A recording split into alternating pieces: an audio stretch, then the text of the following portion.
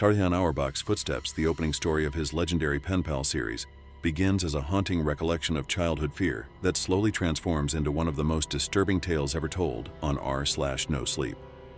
The narrator, now an adult, looks back on a time when he lived with his mother in a quiet wooded neighborhood.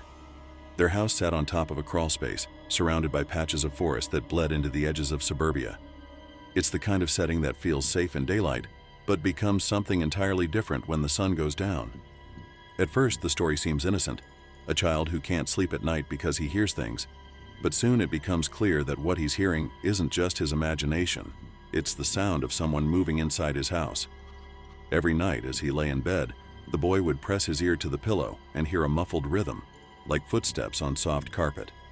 The sound was steady, quiet, and terrifyingly close. His mother would tell him it was nothing, probably his heartbeat echoing in the pillow, and even tried proving it to him with a turkey baster filled with water, imitating the sound to make him laugh. But her comfort didn't help. The boy couldn't shake the feeling that someone was walking around his room while he slept. The sound never stopped. It only grew more familiar, like a presence that had always been there. One night, the fear becomes reality. The boy wakes to find himself outside, not in his bed, but in the middle of the woods under a sky full of stars. He's freezing, barefoot, and confused. Nearby lies a deflated shark-shaped pool float, something that belongs to his backyard, not the forest. He's bleeding from a thorn in his foot and surrounded by overgrown brush. Disoriented and scared, he picks a direction and starts walking toward what he thinks might be home. The woods feel endless, and the more he walks, the more dreamlike it becomes, as if he's caught between sleep and waking. Eventually, he spots a landmark he recognizes, a ditch where he used to play dirt clod wars with his friends.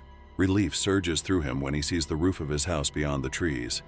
He runs as fast as he can, limping toward the porch light, but something feels wrong. Every light in the house is on. It's glowing unnaturally bright, like someone wanted the whole neighborhood to see. When he reaches for the doorknob, two arms wrap around him from behind and pull him away. He screams for his mother, "Mom, help me, please!" as the front door bursts open and a man in a police uniform steps into the light.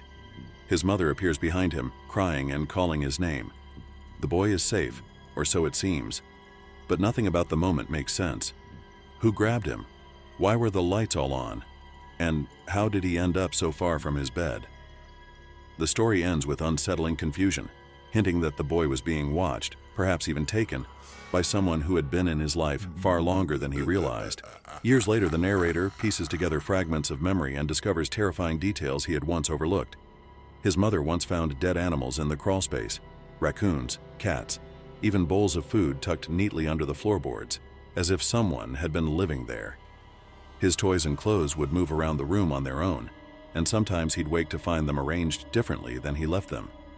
Even stranger, Polaroid photos began to surface, pictures of the boy sleeping, playing, and walking home from school.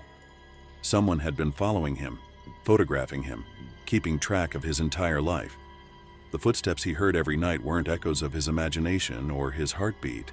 They were real footsteps, belonging to someone who had been inside his home, perhaps watching him from the crawl space below. The horror of footsteps comes from its realism.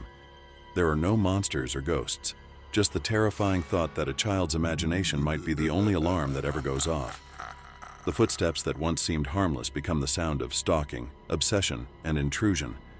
The crawl space beneath the house becomes a symbol of everything hidden beneath the surface, the parts of our world and our minds we're not meant to see. As the narrator reflects, his entire childhood was shaped by something watching him, waiting, studying his every move.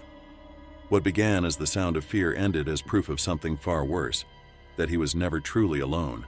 This story captures the essence of what makes human horror so powerful. It's not the supernatural that terrifies us, it's the familiar turning unsafe.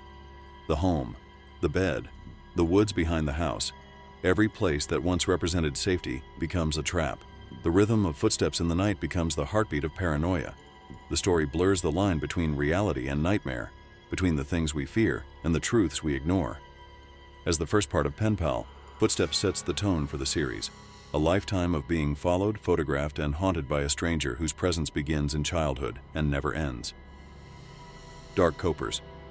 Have you ever woken in the middle of the night and heard footsteps that weren't your own? Have you ever felt like something was standing just beyond your door waiting for you to notice? Because sometimes, the sounds we think are in our heads aren't echoes of fear. They're the proof that something real is walking toward us.